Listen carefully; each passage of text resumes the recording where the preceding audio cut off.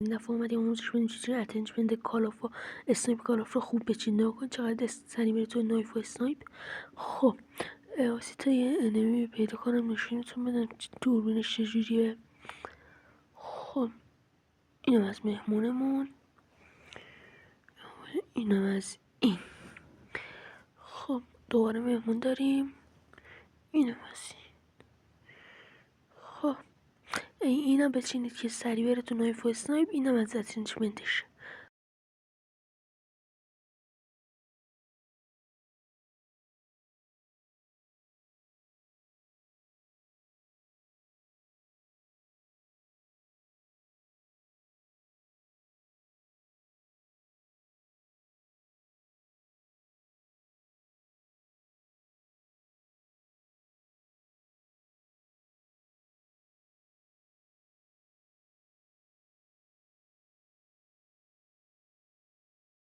خیلی دوست دارم تا ویدیو بعدی. خدا نگهدار.